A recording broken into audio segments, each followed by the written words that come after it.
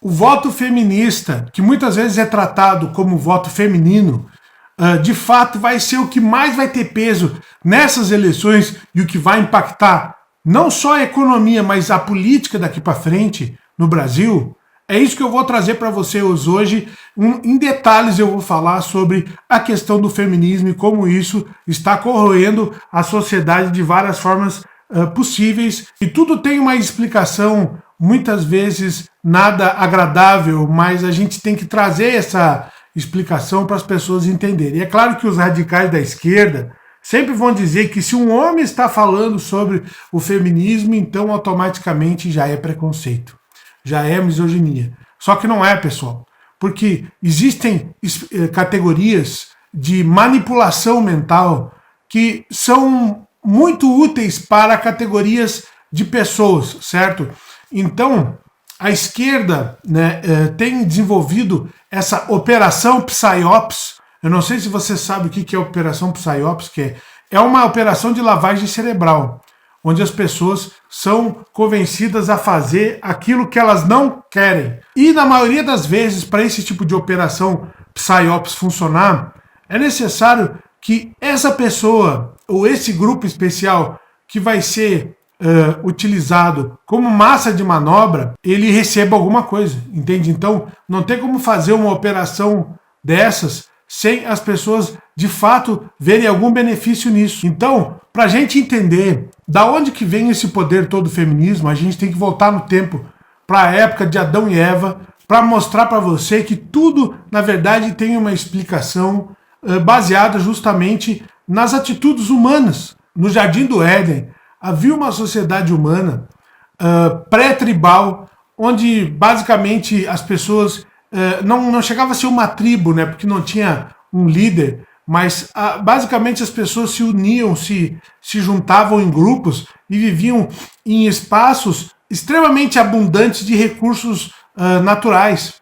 Nessa época não haviam líderes, não haviam seitas, não haviam lideranças políticas, não haviam lideranças econômicas, não haviam a figura religiosa, era só o ser humano vivendo na natureza extremamente abundante, onde ninguém precisava trabalhar, e também na parte espiritual havia uma conexão direta com Deus. É isso que a gente vê no livro de Gênesis, por isso que é importante você ler a Bíblia e interpretar ali o que está ali, porque o que foi descrito na Bíblia está descrito de uma forma extremamente poética, mas a gente precisa interpretar o que está ali. E o que obviamente está dizendo ali é que o ser humano vivia numa sociedade, certo, pré-tribal, basicamente do tempo das cavernas, né? Ou seja, Adão e Eva eram homens das cavernas, eles viviam nessa sociedade pré-tribal, e eles não precisavam se preocupar com nada por causa que havia abundância de tudo e eles não sabiam da existência da tecnologia.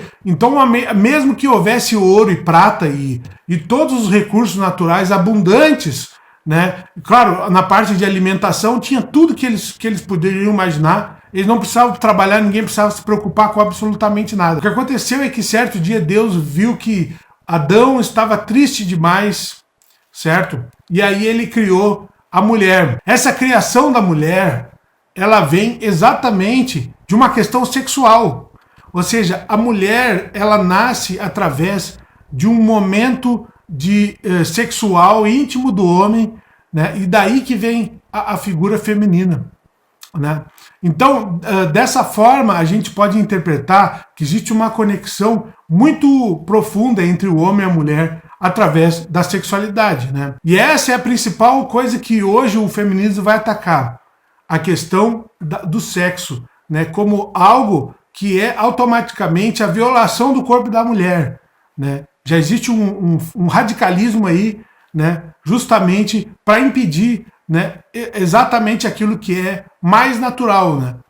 Eu não estou falando que não existe abuso, eu não estou falando que não existe homens, e a gente vê aí, a gente olha todo dia nas notícias aí, mesmo que haja exagero da parte da mídia, existem os homens aí que sempre são violentos, né, e querem obrigar as mulheres a fazerem as coisas, mas não é disso que a gente está falando, não é todo mundo, né, a gente não está falando todo mundo, a gente está falando daquilo que é correto. Então, dando seguimento nessa história, a gente sabe depois que aconteceu a grande tentação de Eva, que acabou culminando na queda do homem. Mas o que é importante a gente notar na tentação da Eva, é aí que a gente enxerga o que o feminismo está fazendo agora. Então, de acordo com a história, o que acontece é que a serpente foi tentar a Eva. Por que ela tentou a mulher e não o homem? Por que a serpente tentou a mulher, não o homem?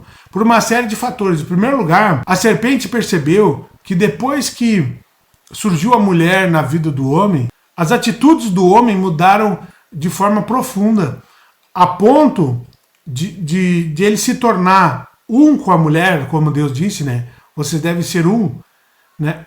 E automaticamente, né, a gente vê hoje isso também nos relacionamentos, o homem passa a ser meio que um filho da mulher, entende? Quando tem esse relacionamento.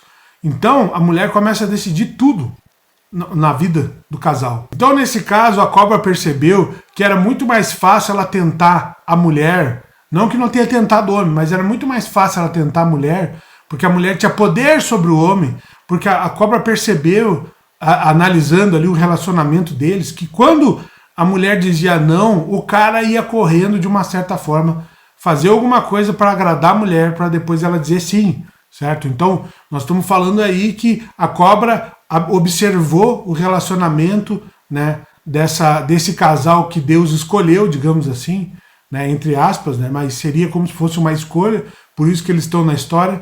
Deus escolheu Adão e Eva, e a cobra ficou observando e viu que a mulher tinha poder sobre o homem. E é por isso que a cobra foi lá e tentou a mulher. E aí, como eu falei, naquela época não havia poderes constituídos, só havia Deus e a natureza. Como é que a cobra ia tentar a mulher? Só havia uma forma da cobra tentar a mulher. É oferecer para ela a oportunidade de se tornar Deus. Porque a única coisa que era um poder constituído, ou que era um sinal de poder e de autoridade sobre o resto, era Deus.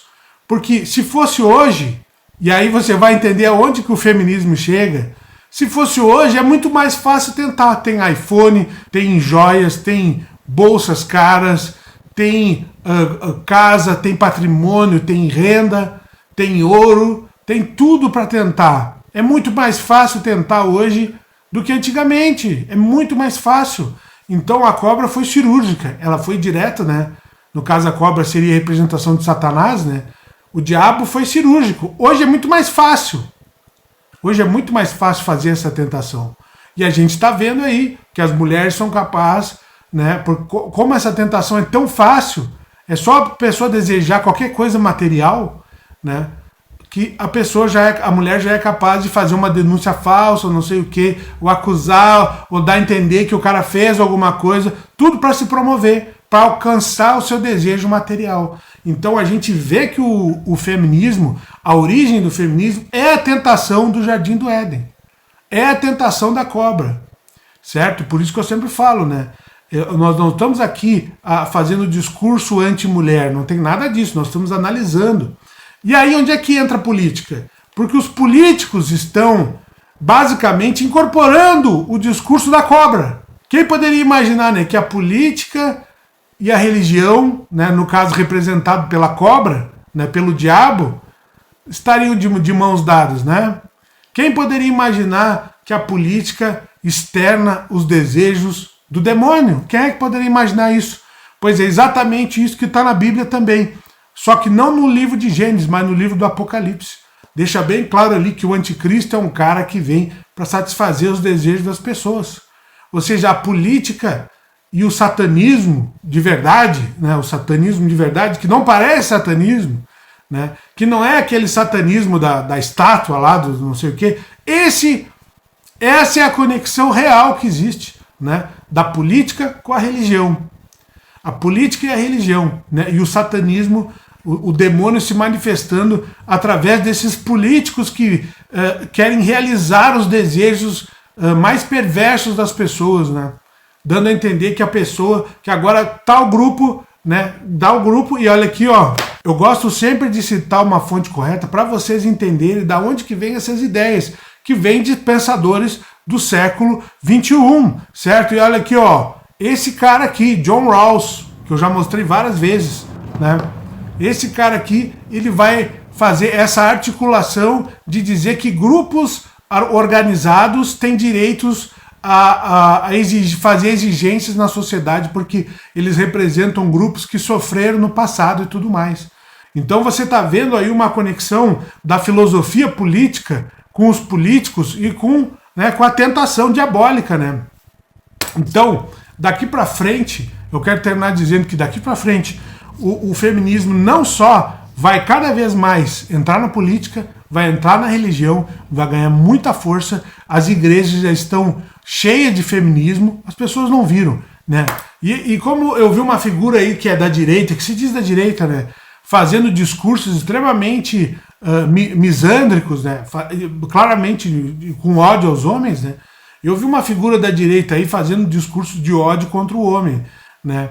É isso aí, é a tentação, né? E essas pessoas, e aí eu digo para vocês, essas pessoas vão para a igreja. Imagina só quem é que está entrando na igreja. Imagine o tipo de pessoa que está entrando na igreja. Pessoas com o coração cheio de ódio e que só pensam em dinheiro, que só pensam em poder, que querem se eleger deputado federal para ficar mais rico, né? E aí você pensa, a pessoa já tem um monte de ódio no coração, só pensa em dinheiro, e aí depois vai se lançar como candidato a deputado federal para chegar lá para quê? Para fazer alguma coisa pro país, meu amigo?